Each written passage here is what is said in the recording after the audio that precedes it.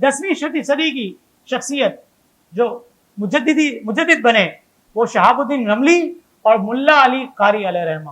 ملا علی قاری علیہ رحمہ کا بھی بڑا نام ہے. آپ کا مکمل نام نور الدین ابو الحسن علی بن سلطان محمد القاری المہروی مکی حنفی المعروف ملا علی قاری تھا. آپ کو القاری کیوں کہا جاتا تھا؟ اس لیے کہ آپ علم قراءت کے ماہر تھے. آپ اپنے علم و فضل کے اعتبار سے منجھے ہوئے تھے اور آپ کی کئی کتابیں ہیں جن کی تعداد تقریباً 260 بتائی جاتی ہے کہ 260 کتابوں کے آپ مصنف تھے. سال میں 2 کتابیں لکھتے تھے. ایک کتاب کو لکھ کر 2 کتابیں لکھتے تھے, اس کو پھر فروخت کرتے تھے اور جو بھی آمدنی ہوتی تھی اس کے 2 حصے کرتے تھے. ایک حصے سے اپنی گزر بسر کرتے تھے اور ایک حصہ حرم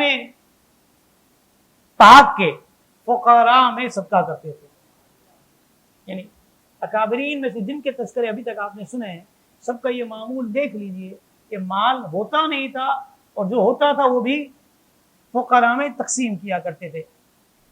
11ویں صدی کے مجدد, اب یہاں پر 11ویں صدی کے 2 مجددین, ایک ہیں مجدد الفسانی حضرت احمد شیخ سرہندی فاروقی جن کی ولادت 10 محرم الحرام 971 ہجری میں ہوئی اور وفات 28 صفر المظفر 1034 ہجری میں.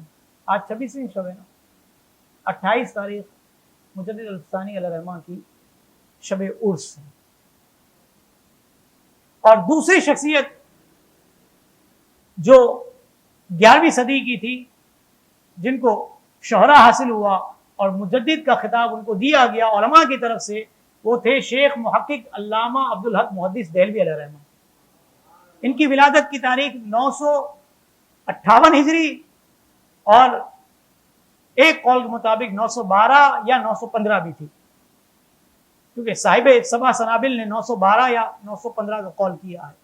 اور وفات کی تاریخ ان کی 1017 تھی. مجدد الفسانی علیہ رحمہ فاروقی نسل کے تھے, فاروق اعظم رضی اللہ تعالیٰ عنہ کی نسل سے تھے. جب آپ نے دین اسلام کا بھرپور پرچار کیا آپ کو قید کر لیا گیا. یہ اکابرین میں ہوتا چلا آیا, کوڑے بھی لگے ہیں, قید و بند کی صحبتیں بھی ہمارے اکابرین نے اور ائمہ اربعہ نے بھی برداشت کی ہیں.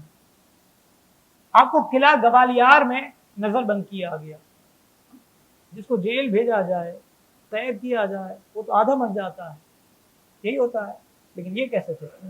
ان کو جب قلعہ گوالیار میں نظر بند کیا گیا تو انہوں نے اس موقع کو غنیمت جانا اور کہا کہ یار یہاں تو میں فارغ ہوں, کچھ اور تو کر نہیں سکتا, کیوں نہ قرآن مجید فرقان حمید کو حفظ کر لیا جائے.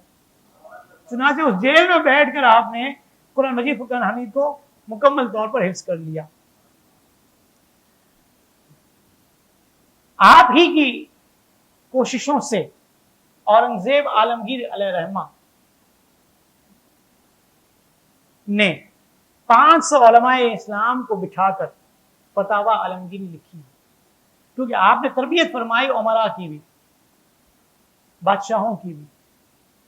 تو مجدد الفسانی علیہ رحمہ کی تربیت تھی جو اورنگزیب عالمگیر علیہ رحمہ نے یہ خدمت انجام دی.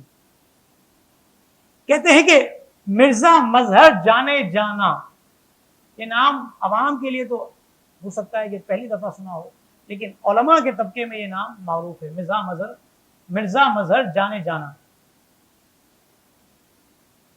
انہوں نے فرماتے ہیں کہ خواب میں سید عالم صلی اللہ علیہ وسلم کی زیارت کی اور فرمایا کہ یا رسول اللہ مجدد الفسانی کے بارے میں کچھ فرمائیے, یہ کیسی شخصیت ہے؟ حضور نے فرمایا ان جیسا کوئی دوسرا ہو تو مجھے بتاؤ, ان جیسا کوئی دوسرا ہو تو بلا کے بتاؤ. پتہ چلا کہ حضور کی بارگاہ میں یہ منظور نظر تھے. شاہ عبدالحق محدث دہلوی 11ویں صدی کے دوسرے مجدد, مطالعہ کرنے کا اتنا شوق تھا کہ خود فرماتے ہیں کہ مجھے بچپن سے ہی یہ نہیں معلوم تھا کہ کھیل کود ہوتا کیا ہے, سیر و تفریح کیا ہوتی ہے, آرام اور آسائش کیا ہوتی ہے, یہ مجھے معلوم ہی نہیں تھا. کس طرح سیر پر جاتے ہیں, سیر کرنا کیا ہوتا ہے, فرماتے مجھے کچھ بھی نہیں معلوم تھا. مجھے تو صرف یہ معلوم تھا کہ کتاب پڑھنی چاہیے. کہتے ہیں رات بھر میں کتاب پڑھتا تھا. بسا اوقات والد محترم مجھے سمجھاتے کہ بابا کیا کرتے ہو, سونا بھی ہے یا نہیں ہے؟ تو کہتے ہیں والد گرامی فرماتے میں فوراً لیٹ جاتا تھا کہ میں سو جاتا ہوں, سو جاتا تھا. پھر تھوڑی دیر ہوتی تھی, کروٹیں بدلتا تھا, مجھے نیند نہیں آتی تھی, پھر میں اٹھ کر بیٹھ جاتا تھا, پھر میں کتاب کھول کر کتاب پڑھنے لگ جاتا تھا. کہتے ہیں بسا اوقات ایسا ہوتا تھا کہ فانوس جل رہا ہوتا تھا, دیا جل رہا ہوتا تھا, ہاں اس دیے کی لو سے میرے سر کے بال یا میرے امامہ شریف جو ہے جل جاتا تھا, جھلس جاتا تھا, لیکن مجھے پتہ ہی نہیں چلتا تھا. میں کتاب بینی میں, کتاب پڑھنے میں اتنا مصروف ہوتا تھا. یہاں سے پتہ چلا کہ اکابرین کتابوں کے پڑھنے کے کیسے شائقین تھے. کاش کہ ہمیں بھی یہ شوق حاصل ہو جائے. مزید اسلامک اور معلوماتی ویڈیوز دیکھنے کے لیے لائک، شیئر اینڈ سبسکرائب کے بٹن کو پریس کرنا ہرگز نہ بھولیں.